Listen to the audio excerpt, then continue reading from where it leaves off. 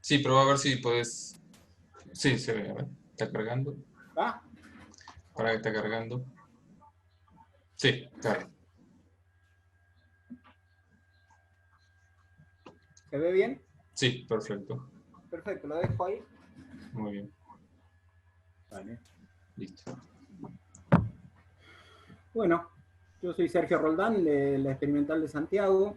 El año pasado me reincorporé a Santiago, estaba en Quimilí con otra función. Y bueno, me pidieron en realidad me lo habían pedido antes de irme de Santiago y me fui a Quimilí y después volví. Antes de irme a Quimilí me habían pedido que calibre el espectrómetro NIR para el uso de suelo, ¿no? La cuestión es que quedó pausado eso, pero en el mientras tanto eh, pude obtener algunas muestras que me servirían para esta actividad. La, el espectrómetro es lo que hace básicamente medir la respuesta de reflectancia o observancia de un equipo. Este es el equipo que tenemos. Y mide la respuesta en reflectancia o transmitancia, en el caso que vemos acá es transmitancia, comparando la cantidad de luz en un sector muy específico del espectro, de lo que recibe respecto de lo que transmite o de lo que se refleja, obteniendo para cada muestra una firma, un espectro, ¿no? Que es lo que terminamos analizando o usando para analizar. Esta tecnología, digamos, la ventaja principal es que no tiene residuos, es bastante rápida, entre 1 o 3 minutos, digamos, por muestra. Y si uno tiene varias variables calibradas, en una sola lectura puede obtener la respuesta de todas esas variables que tenga, para las cuales tenga una calibración. Y otra ventaja bastante grande es que no es destructivo, con lo cual las librerías de muestras o las muestras físicas, el archivo de muestra física también se reduce mucho, con la facilidad también de almacenarlas y conservarlas. La limitación, bueno, requiere calibración y se depende del método de calibración. O sea, necesariamente cualquier respuesta que querramos tener, tenemos que tener un método analítico de referencia, sea para el caso de suelo, si es materia orgánica, tiene que ser el Weldy Black o LECO o Kiegdal para el caso de nitrógeno.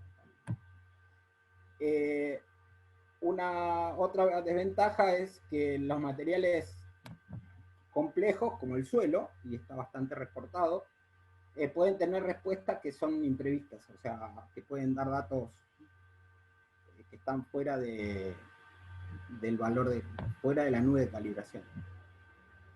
Y actualmente, digamos, también se depende del software para hacer la calibración.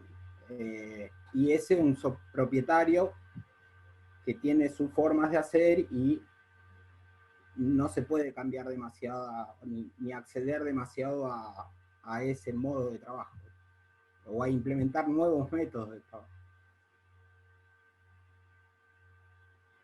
Calibrar básicamente lo que permite es, digamos, a partir de una serie de espectros, tener una estimación con un error asociado para cada variable que uno calibra. El objetivo de este trabajo era, digamos, tener un modelo predictivo para que nos permita hacer mediciones directas, digamos, para reemplazar el método analítico, por lo menos parcialmente. Es el objetivo principal que busco. Operacional significa de que esté dentro de la cantidad de repeticiones que se puedan hacer y que sea realmente una opción que mejora el método analítico actual.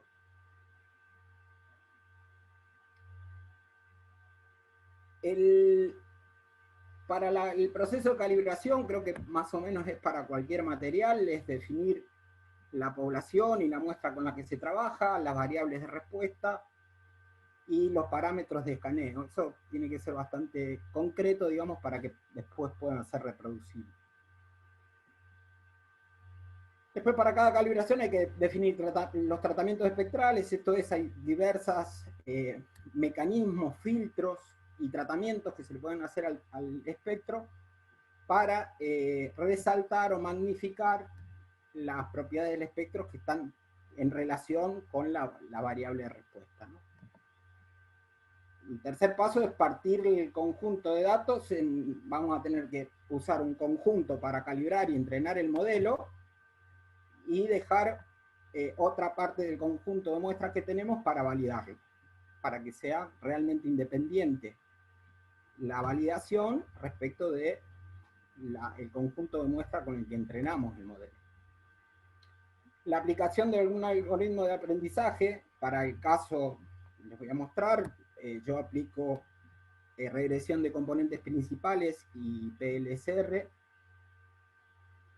La quinta etapa es la validación del modelo, control de supuestos y casos raros e influyentes, o sea, los pasos del 2 al 6, eso lo hago todo con algoritmos R, incluso con distintos módulos del R Markdown. Y la última etapa sería la implementación, digamos, básicamente cómo aplico automáticamente las calibraciones que he obtenido. Y las aplico de un modo rutinario. Bueno, yo conté, digamos, estas muestras con las que estuve trabajando justamente son las que pude obtener antes en Quimilí, digamos, antes de venirme a Santiago, y consiste en 60 pares de 119 muestras, casi todos pares bosque, lotes agrícola, lo cual, digamos, de algún modo es muy favorable porque incluyen todo o gran parte del espectro de variación que puedan tener las muestras, y son muestras de 0 a 20 centímetros, secadas al aire y tamizadas, ¿sí? A menos de 0,5 milímetros, o sea, finas, porque quise asegurarme de empezar con baja variabilidad inicial. Este es el dominio geográfico.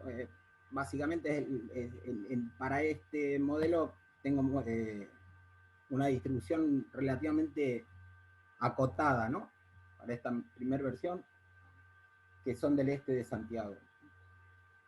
Las variables respuesta con las que termino calibrando son carbono orgánico, Walker y Black, que se lo hicieron en Salta, la gente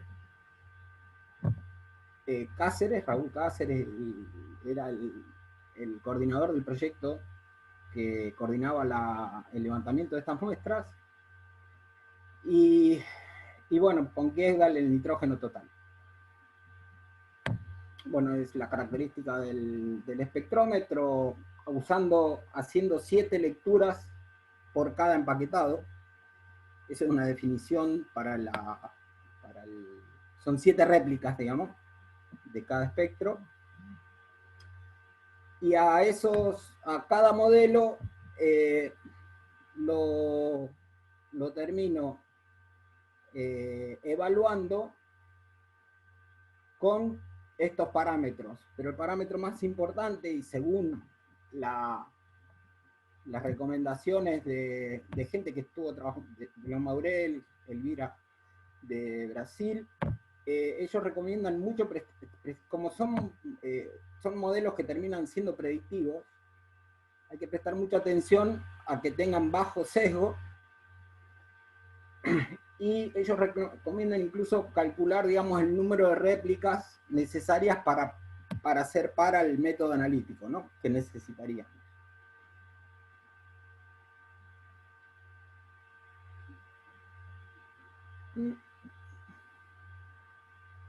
Disculpen, pero me pasé antes demora un poquitito en...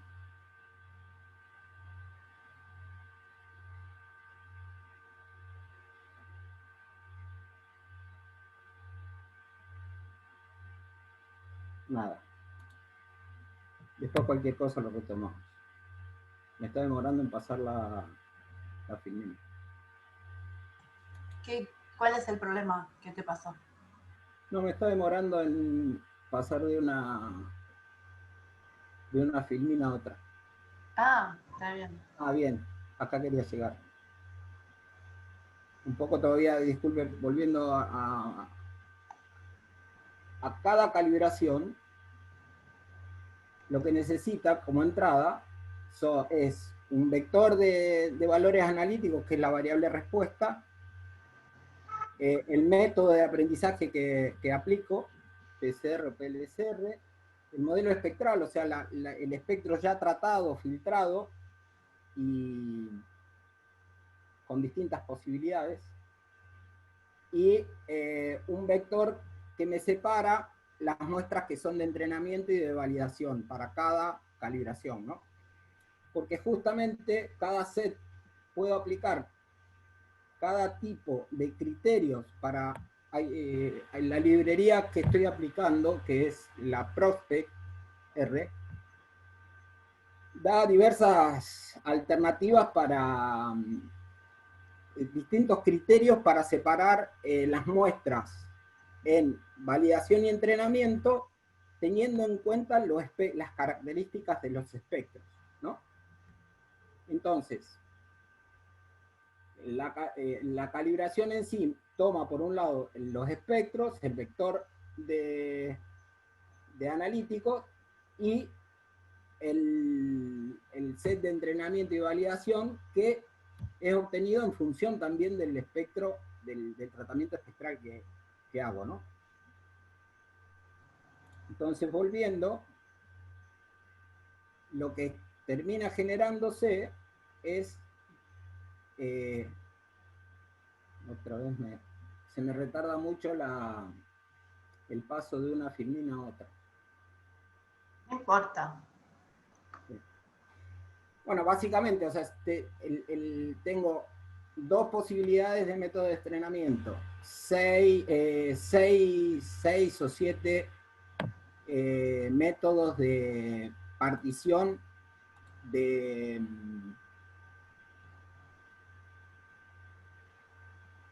conjuntos de validación y de entrenamiento. Y eran 7 modelos espectrales, o sea, tipos de filtros, ¿no? Tipos de filtros son la primera derivada, la segunda derivada, Savitzky-Golay. Después cualquier cosa podemos conversar más específicamente de cada uno.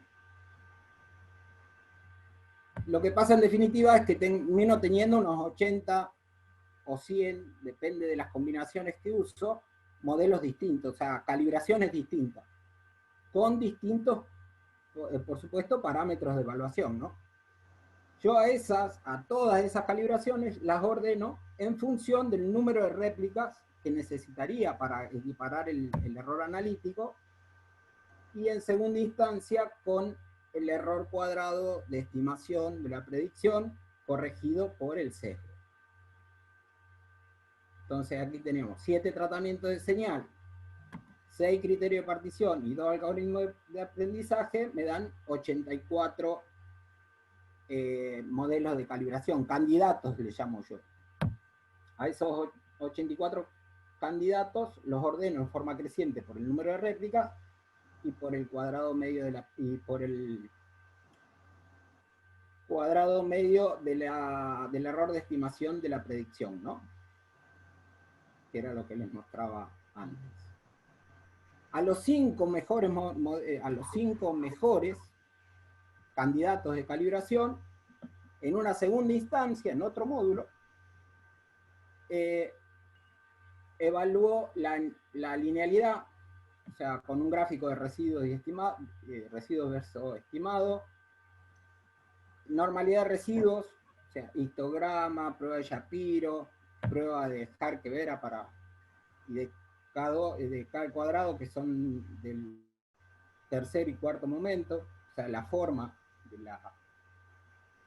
la distribución. Evalúo la homogeneidad con residuo y estimado también, y con la prueba de Breusch-Pagan. No sé si son los óptimos todavía, los sigo evaluando. Decís los métodos esos son los óptimos. ¿Cómo?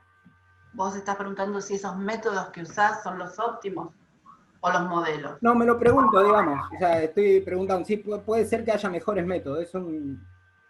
Es de las cosas que estoy evaluando, ¿no? Ok. En los casos influyentes con el apalancamiento, y para los casos raros uso la prueba de Hotelling. Porque en definitiva después en la implementación es muy importante que pueda evaluar, tener una herramienta para evaluar si el espectro incógnita pertenece al dominio de calibración, porque si no me puede estar dando un error. Y la lógica no te diría que los datos influyentes tendrías que detectarlos antes. Sí. Es justamente en los mejores modelos, digamos, yo veo cuáles son los casos influyentes y como hay un solo caso, una sola calibración de las mejores, digamos, que para mí bastan, los quité a los influyentes y volví a correr la calibración y no me da diferencias evidentes. Tengo que probar la hipótesis, si es mejor la que tienen sin caso influyente o con, ¿no? Para mí la lógica sería armar un modelo de lo más parsimonioso, el modelo más simple para detectar los influyentes, después usar algún criterio de conocimiento del fenómeno, ¿no? Porque a veces el algoritmo, ahora hay un paquete nuevo que no solamente te detecta, tiene todas las herramientas de los casos influyentes en X, en Y, sino te hace unos grafiquitos re lindos, después si querés te la paso. Y después Bueno. sí correría los modelos sin eso, y quizás te ahorras un poco de trabajo. Porque en realidad el tema es que los casos influyentes te están dando la calidad de los ingredientes. Y el modelo es la receta.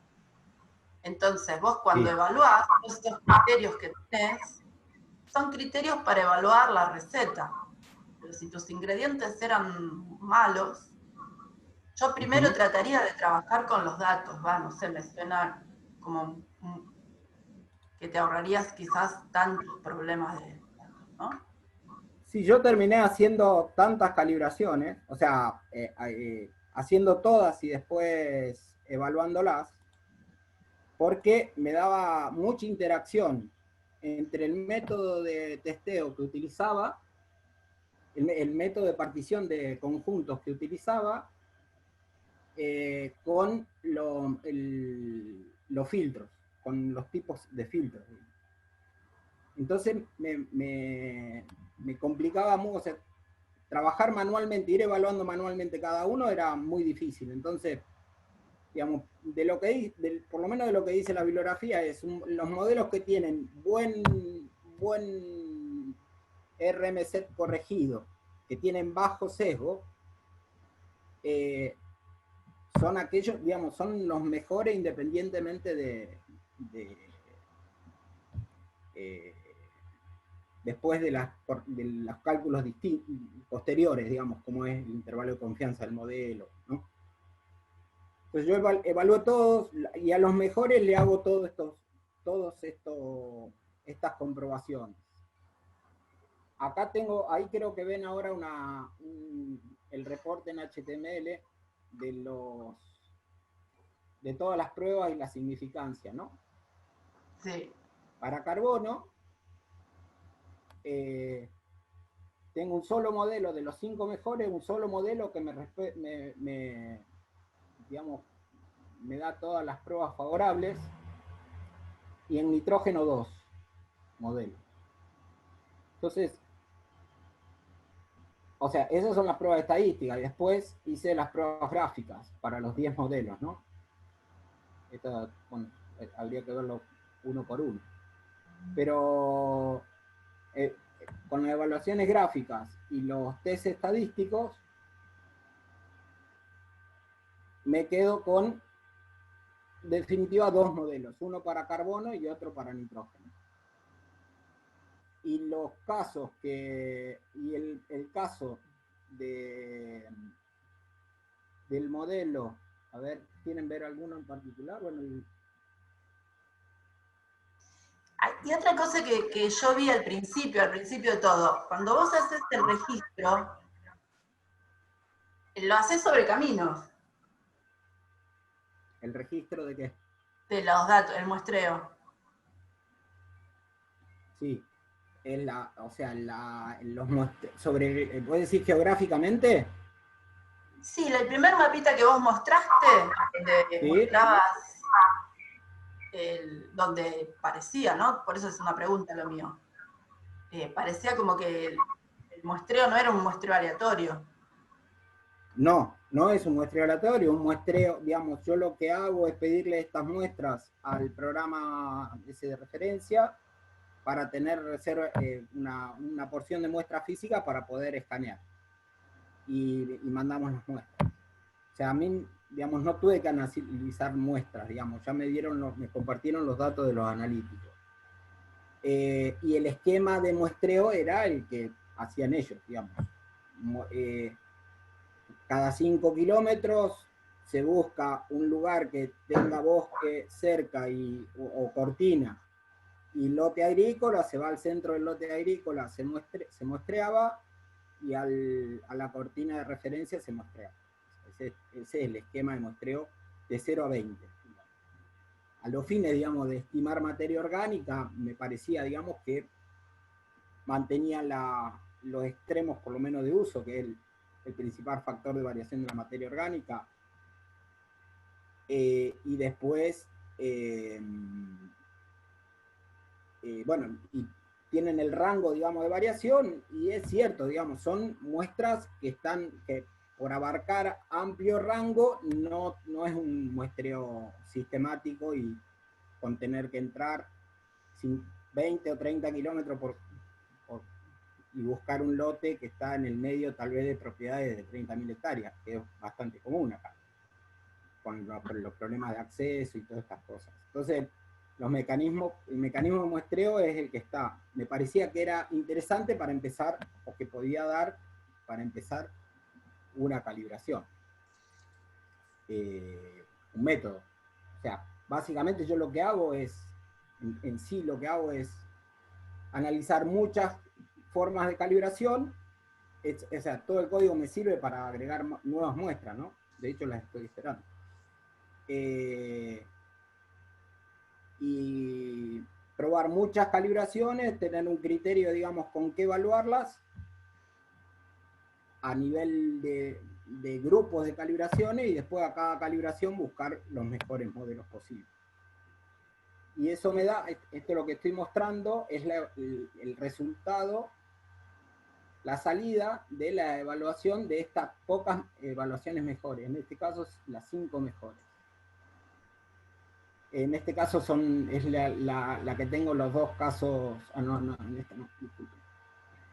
Calibración 6, 7. En esta, que es la que utilizo para nitrógeno, tiene estos dos casos influyentes.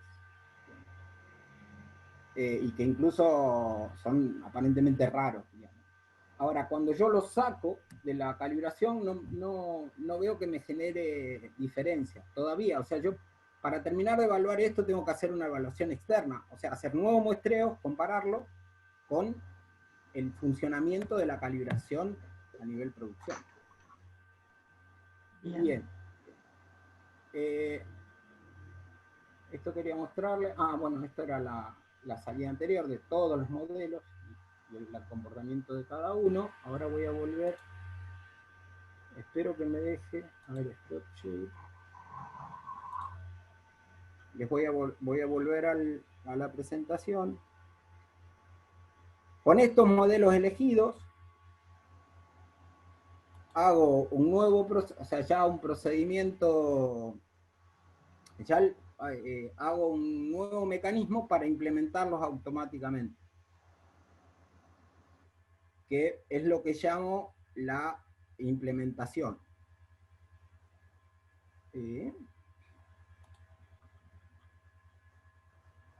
Esta implementación... ¿Vos estás queriendo compartir porque no estás compartiendo? Sí. Ah. Sí, ahí ya comparto el próximo.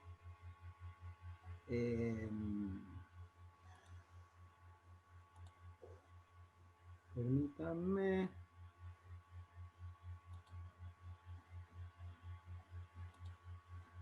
Ahí, ¿me ven a mí o sigo con...? Ah, no, ahí está. Seguimos viendo la grilla de participantes. Ajá. Ahora sí. Y ahora... Ahora Bien. sí. Ahora, en otra rutina, ya para, digamos, con nuevos... Para implementar las calibraciones, en este caso yo utilizo es parte de los espectros que tenía, es simplemente para mostrar la lógica de trabajo y también probar un poco el algoritmo. Como no tengo acceso de marzo al espectrómetro, bueno, usé los espectros que tenía y algunos espectros que tenía de la red de laboratorio. Y simulo, digamos, un nuevo proceso, o sea, la implementación de la calibración, ¿no? Para generar un informe. Bueno, uso como portada el esquema final.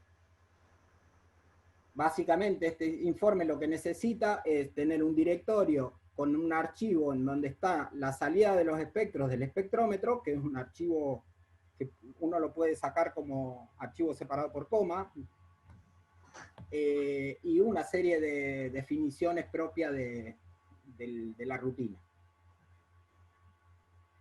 Y lo que termino obteniendo es, para cada muestra, la estimación de carbono orgánico, ahora ya antes puesta como gramo por kilo de carbono orgánico. Este es la desviación estándar de las estimaciones de las repeticiones que hago. Es un poco mentirosa porque yo acá utilicé, ¿se acuerdan que yo les conté que cada escaneo usaba 7 réplicas, ¿no? Entonces yo tomo como cada una de esas réplicas son mediciones de cada muestra, ¿no? Como para, pues yo necesitaría hacer al menos 4 repeticiones de escaneos, de empaquetado se llama, para obtener el error que espero. Lo que nos están diciendo es que no son verdaderas repeticiones eso. Porque estas son 7 réplicas. El espectrómetro toma 7 lecturas, 7 espectros por cada muestra empaquetada, por cada empaquetado que hago. O sea, pero eso no es una repetición. En realidad lo que no es una repetición. Claro, es el error de medición del Son espectrómetro. 7. Ahora, yo a los fines, digamos, de poder tener datos para poder elaborar el algoritmo de automatización del informe, utilizo cada una de esas réplicas como si fueran repeticiones. Digamos. Por eso advierto, digamos, esto no es tan así, digamos. ¿No? Quiere decir, si yo tomo a las muestras, hago 4 repeticiones empaquetadas, 4 series de 7 réplicas por cada una de las muestras, sí las puedo tomar a esas 4 como repeticiones. Bien. Sobre esa base. Registro cuál es la cantidad de espectros que están dentro del dominio espectral de calibración, utilizando Hotelling, y tanto para carbono como para nitrógeno, ¿no? Hago lo mismo. El error es el error para construir el intervalo de confianza, porque el error para construir el intervalo de confianza depende del apalancamiento. Y ese apalancamiento depende de cada espectro, ¿no? De cuánto se aleja, cuán similar o distinto es del conjunto de calibración, de los espectros de calibración. Después hago un registro de consistencia, es una prueba, digamos, si las medias estimadas están dentro de las medias del conjunto de calibración. registro el archivo que sale de los resultados, y aquí hago una comprobación de para cada variable cuáles son las muestras que no pertenecen al dominio de calibración, para dejarlo asentado, ¿no?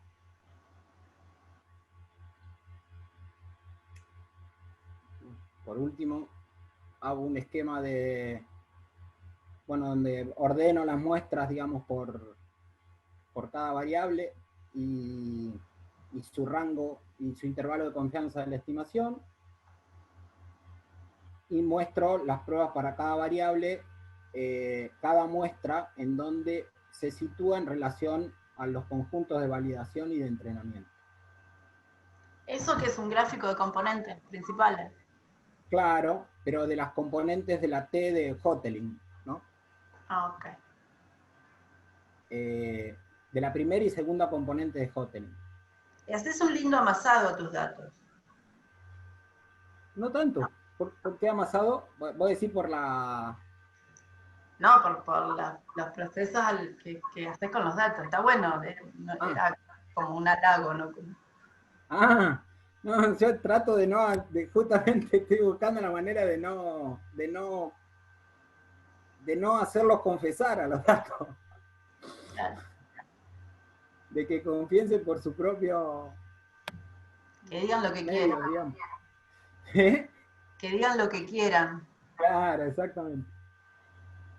Y bueno, después a lo último hago las especificaciones metodológicas, digamos, como para que queden referencia, un grafiquito en donde muestro con colores los espectros que son anómalos en relación a los gris que está atrás. Me disculpo por la cantidad de identificadores ahí que todavía no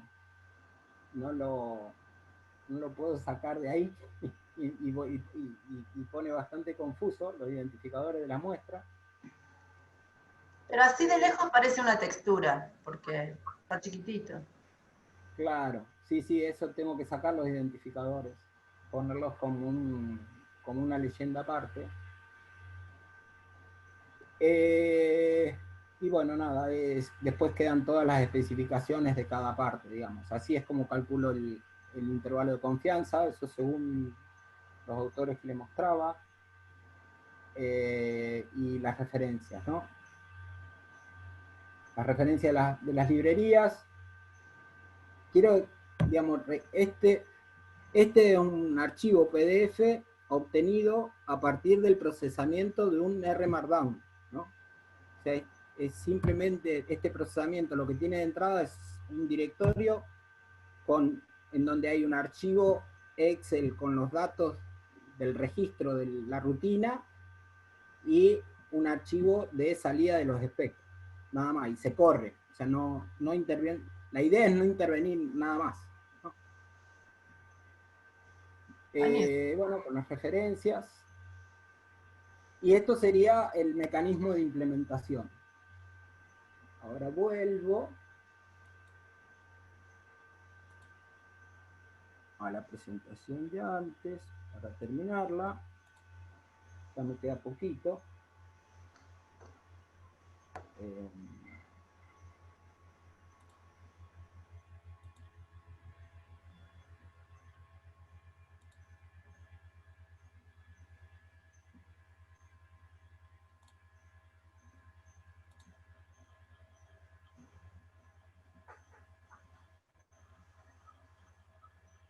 Bueno, ahí ya les mostré un poco el comportamiento de todo. Bueno, las especificaciones para poder... era un poco resaltando, resumiendo, digamos, la parte de lo que es la implementación. O sea, de input lo que tengo que tener es una identificación del protocolo y un archivo de registro espectro. Y de salida las estimaciones, los intervalos de confianza de cada estimación y la identificación de aquellos espectros que no se comportan, son anómalos en relación al dominio de espectral de calibración, que es un poco lo que les mostraba cómo salía. Bueno, agradecimientos, ¿no? Los paquetes, el registro de paquetes que hizo para este archivo. Y la presentación también es con R Markdown, ¿no? cuento, digamos, como producto también mostrando la...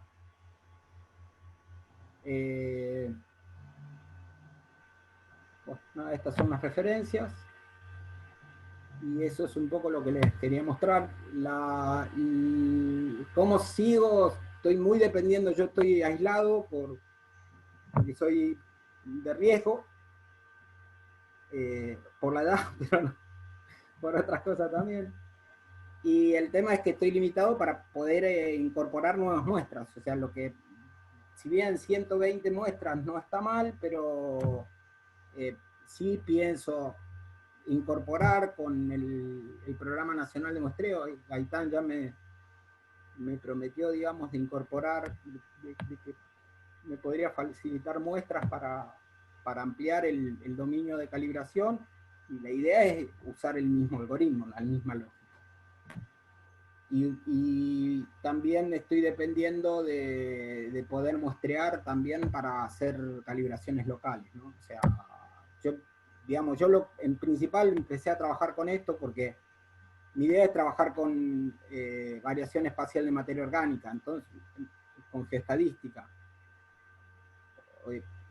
Y necesitas muchas muestras, y realmente, y en bosque encima, que lo necesitamos ver, necesitaría procesar una cantidad de muestras. Analíticamente es materialmente imposible. Lo que espero es, digamos, no sé si tal vez con este modelo mismo, pero sí con el mismo procedimiento, generar un modelo local que me permita estudiar la variabilidad espacial. Si logro tener los errores analíticos pares a los de la analítica de laboratorio, creo que voy a poder llegar a trabajar. Pero, Bien. bueno, muchas gracias por escucharme. No, gracias y a vos. espero no haber sido demasiado complicado. No, y dentro de INCA hay otras que trabajen con esta metodología, aunque sea otras variables. En realidad entiendo que es el primer modelo de calibración, digamos, todavía estoy en proceso de publicarlo, digamos, pero entiendo que de estos equipos hay 9 en INTA, los mismos espectrómetros. ¿Y están en contacto? Es que mayormente están utilizándolo para hacer análisis de forraje, de fibra, de lana, pero ninguno de suelo. No. De hecho, quiero conectarme, digamos, si hay más gente que esté trabajando con espectrometría en suelo.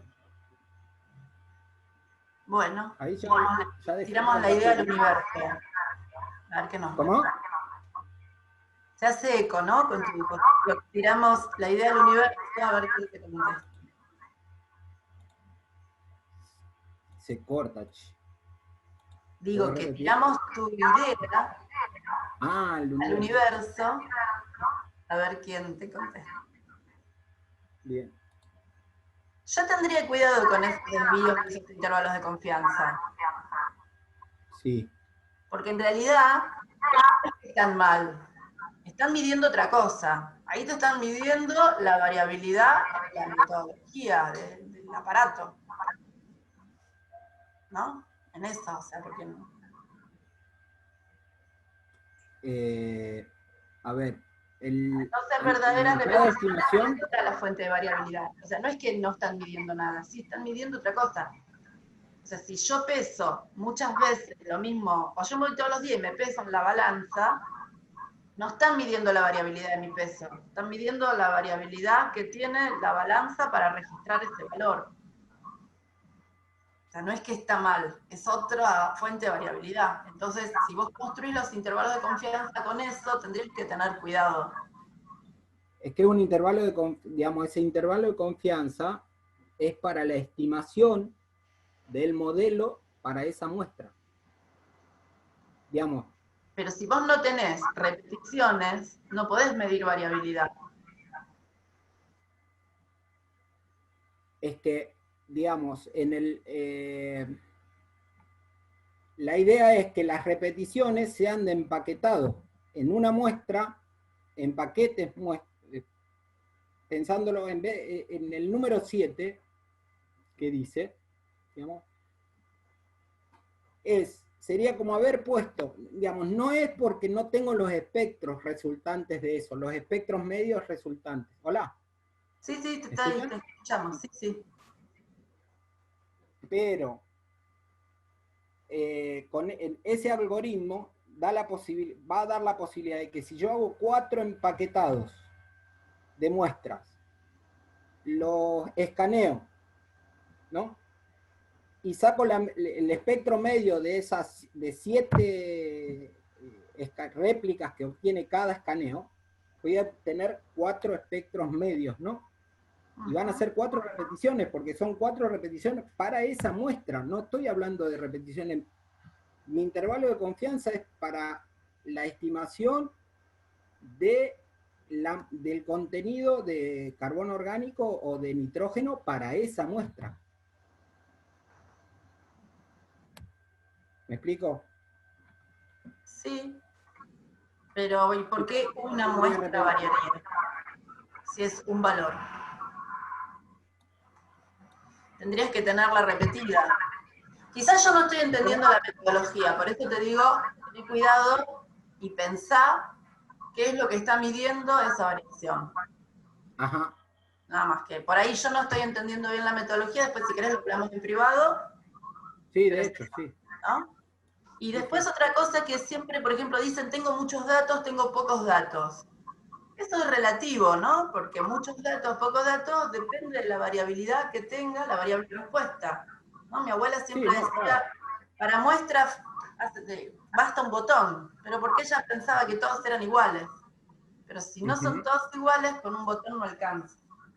Entonces, por ahí 200 datos puede ser muchísimo para una variable que tiene poca variabilidad, valga la redundancia, pero pueden ser pocos para un fenómeno con más. Así que, no, básicamente yo la limitación que más creo es la limitación geográfica. Yo creo que este modelo para ese ámbito de aplicación de 0,20 centímetros en esa región geográfica es bastante confiable. Ahora, solo puedo utilizarlo para muestras que vienen de esa región, digamos, claro, con cierta confianza, ¿no? Eso que yo te decía de que vos tenés el muestreo así como si fueras siguiendo un camino, el año pasado, alguien que trabaja en la parte de estadísticas agropecuarias, ellos hacen las estimaciones de esa forma. Hizo su tesis con eso, midiendo qué diferencias había, lo que hizo fue simular un muestreo al azar y lo hizo, lo probó.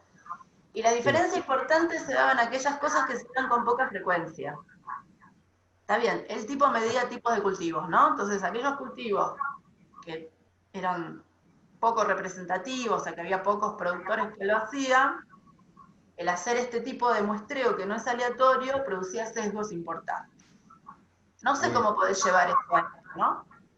Pero por ahí eso podrías pensarlo también, ¿no? Como... No, sí, de hecho es, sí, es justamente un tema que a mí me preocupa mucho.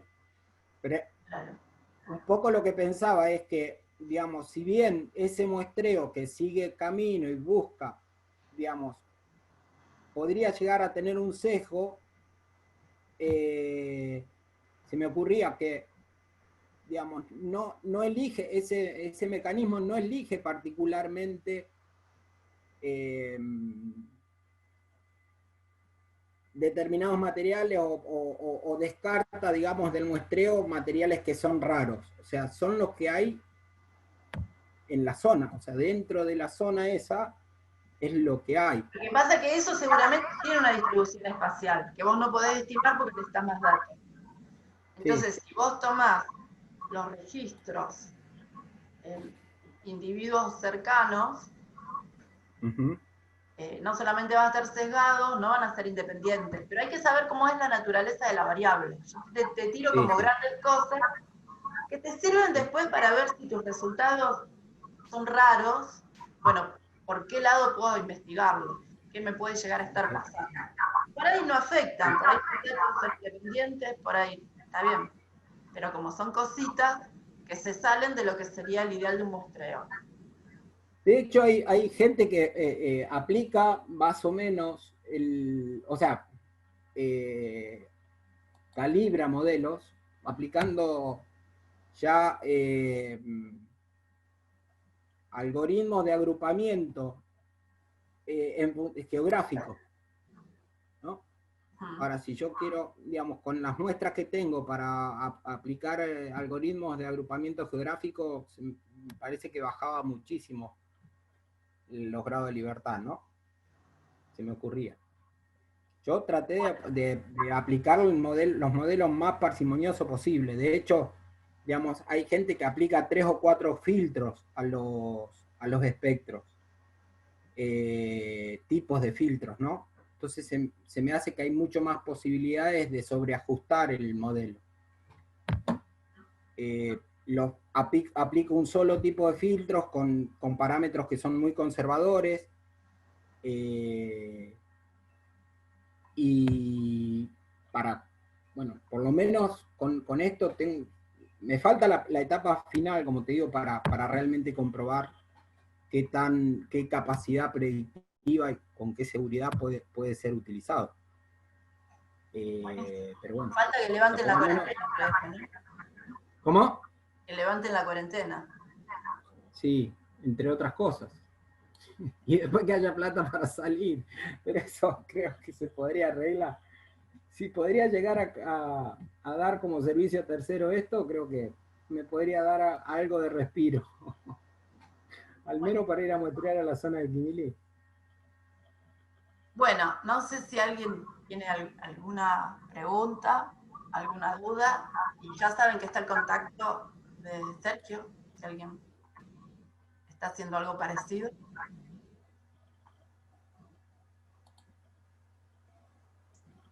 No, yo le quiero volver a agradecer tanto a Sergio como a Gabriel por la participación y por las presentaciones.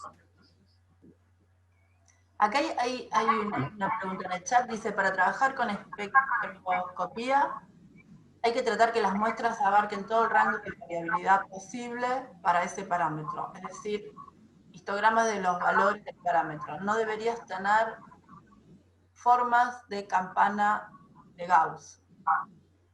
Bueno, es que básicamente los algoritmos que se utilizan para separar conjuntos muestrales, conjuntos de entrenamiento y conjuntos de validación, hay algunos que tienen en cuenta eso, digamos, de